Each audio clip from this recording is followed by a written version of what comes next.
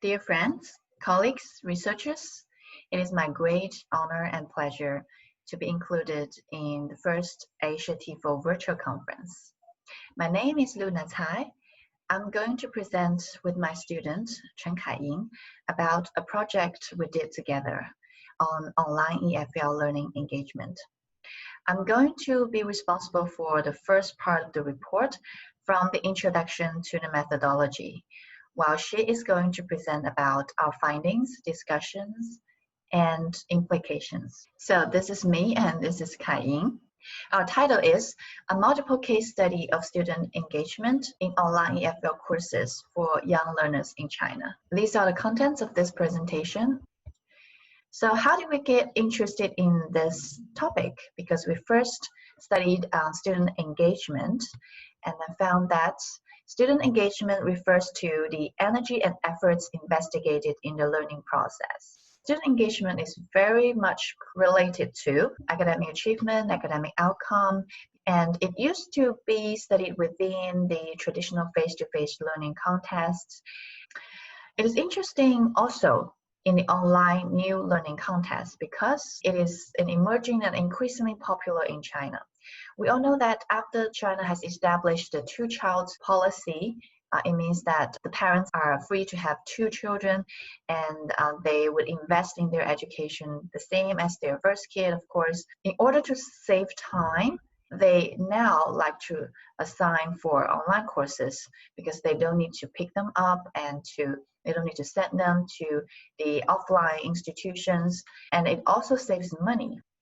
So in just recent 5 to 10 years, the number of the online institutions has surged up to more than 27, and they have attracted more than 6 billion RMB investment. So it is becoming really prevalent in China. However, this new context is relatively under-researched, and the engagement is especially relevant in this area because we want to know, different from traditional context, how much students would engage in this online context. So we decided to study student engagement in online EFL courses for young learners. After reading the literature, we found that there are 4 major constructs of student engagements. The most cited one was from Federic and his colleagues, and they come up with 3 dimensions of student engagement, that is emotional, behavioral, and cognitive. Emotional engagement refers to the emotion when students learn. Are they feeling happy? Are they feeling excited about their learning materials? And do they appreciate the teacher? Do they appreciate the learning material, the learning content? As for behaviors, so they are physical responses to learning activities. So how they are physically engaged, like eye contact, and are they answering questions actively? Are they reading the materials attentively? And cognitive was a further level. It refers to like memorizing, summarizing, and elaborating. So are they actively using some learning strategies to help them remember, to help them understand? Do they take notes? Do they synthesize? Are they trying to relate different concepts to help them understand? And the last construct was recently proposed, like in 2011, and agentic.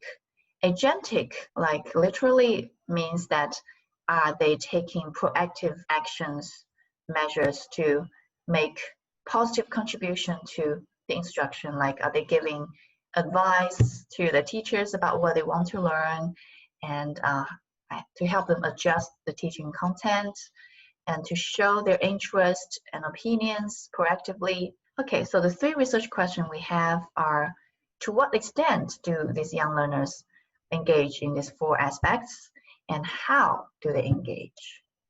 And why do they engage differently in different aspects? We have thought about different methods for learning about student engagement for young learners in online courses, and then we decided to take a more qualitative approach, that is the case studies, because case studies can help us to interview the students and understand deeper about their thoughts, which is better than questionnaires, quantitative questionnaires. Student engagement were mostly studied with quantitative measures. And usually the researchers want to find out the relationship between different variables and engagements, like learning outcome, motivation, identity, and so all these different variables by using like a lot of questionnaires. But we think for young learners, it may be more insightful if we can look into the reason why they engaged and how much they engage. So we chose two participant by purposive sampling. That is, we look for students who are more engaged and students who are less engaged by some understanding, information from their mothers. And I have known many mothers who have sent their kids to online institutions. And I first have some conversations with these mothers and know about their basic information. And we chose two participants. And Carrie is the one who enjoys and mostly engaged in the course, while Alan, the boy, who is less motivated and less engaged in this online course. And they also involve in different contests, different platforms. So, but while we were doing this case study, we didn't show our understanding of them while we were interviewing them. So we are trying to be a researcher, an objective researcher who want to know about the reality of their engagements. We are not pre-assigning any questions that shows our presumption about their level of engagement. So we ask almost the same questions to Carrie and Ellen and want to know why and to what extent they engage. So some information about these two platforms. Dada English is platform B and platform A is Academy. So the major difference between these two platforms is that this one is relatively cheaper, and therefore the teachers they found were from multiple backgrounds. They may not be a North American and like English or British or American teachers. They could come from some other countries. So not in the inner circle, right?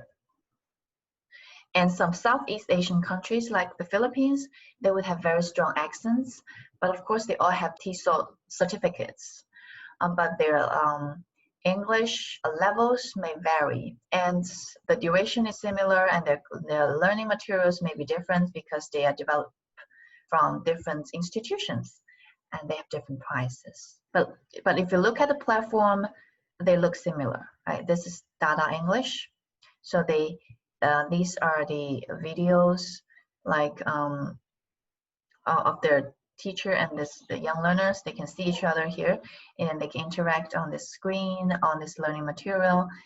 They can mark, the teacher can send some awards to the learners.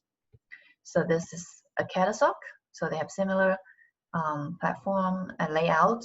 Okay, so what we did with them is that we first observed their class videos, and then we chose some episodes that we noted down about their engagement, like when they engage or not engaged, and we keep these episodes and we keep these notes, and we did stimulated recall. We show these episodes to them and ask them to retell what they thought at that moment, or why they paused and why they engaged or not engaged.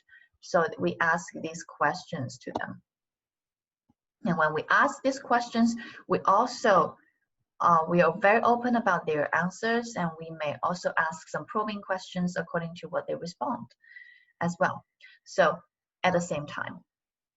So we even though we have a set of prepared semi-structured questions, but we are not sticking to those questions, because for young learners, they can say anything randomly at any time, right?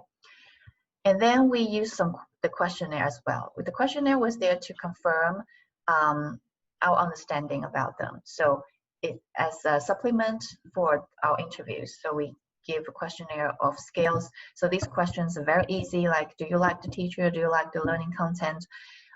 Do you take notes in class? And do you get online on time? So these easy questions they can answer, like they're 9-year-olds to 11-year-olds. And then we conducted almost more than 1 hour semi-structured interview with them, like free chat.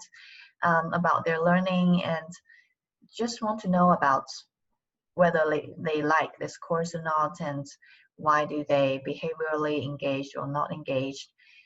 So we ask questions that they can understand, right? And then after interviewing them, we also did an interview with their mothers. So their mothers can also provide some other information that we cannot get from the students, like their attitudes and how much the mothers involved in their lessons.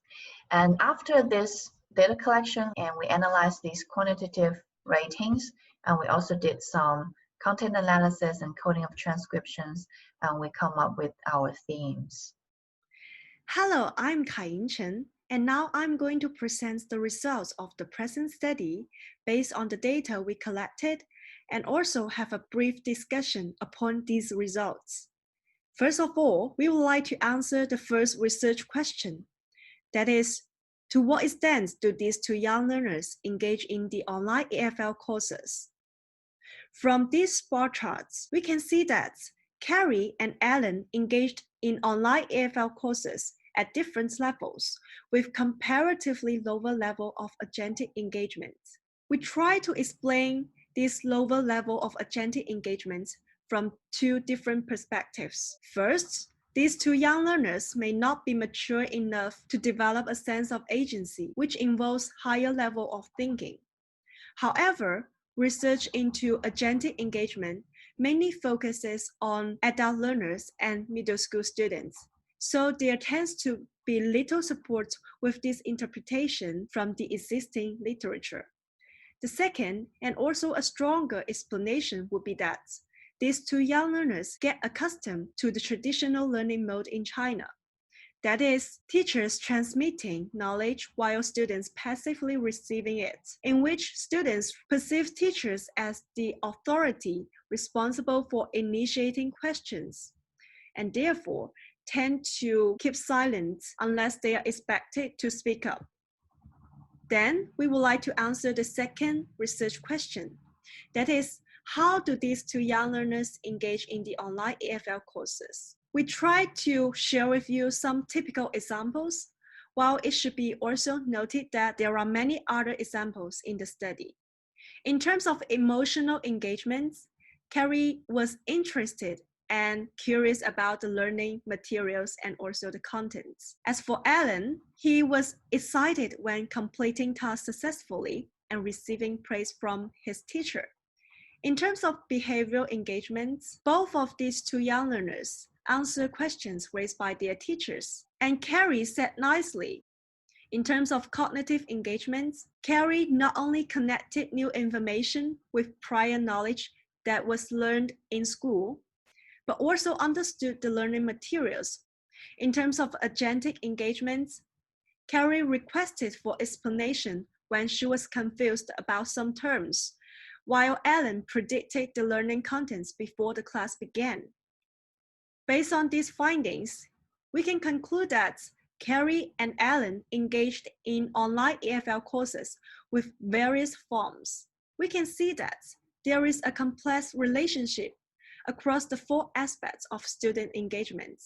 A student who engaged in one aspect of the student engagement did not necessarily engage in other aspects at the same level, and vice versa. Specifically looking into Alan's case, he listened and responded okay mechanically to his teacher. That is to say, he behaviorally engaged in the online course.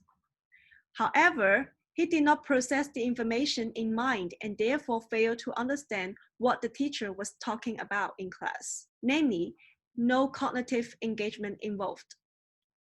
From this case, we may infer that behavioral engagement may not be able to predict cognitive engagement. Now, we would like to answer the third research question. That is, why do these two young learners engage in different ways? What are the influencing factors in student engagement?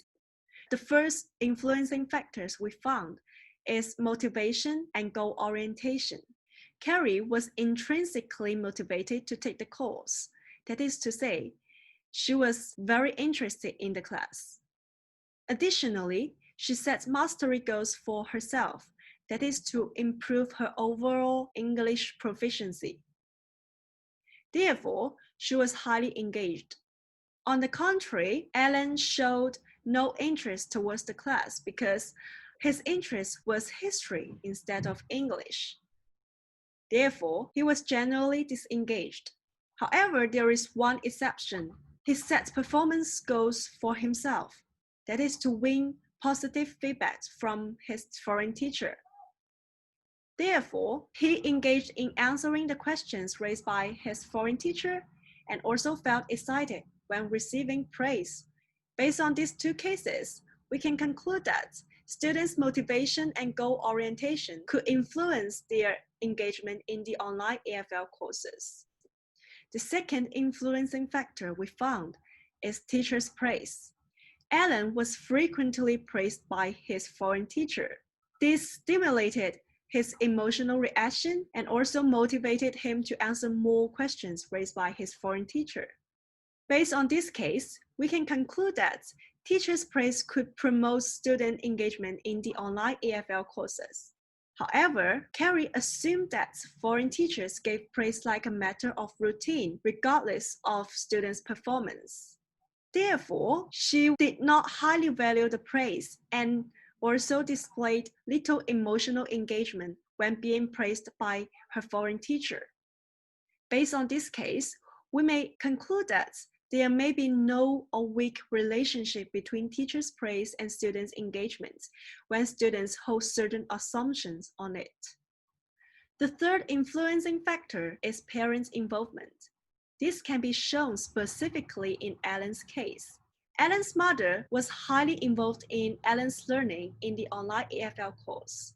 She took 3 roles while Alan was learning in this course. The first role she took was to supervise Alan. She frequently checked whether Alan attended the classes on time or not, whether Alan answered the questions raised by his foreign teacher or not, and so forth. The second role she took was to guide Alan. Sometimes the foreign teacher asked the questions that was too difficult for Alan to answer. And at this time, Alan's mother would give Alan some cues or hints so as to help Alan answer these questions more successfully. The third role is to compliment the teacher. Sometimes the foreign teacher mentions some difficult terms that is too difficult for Alan to comprehend.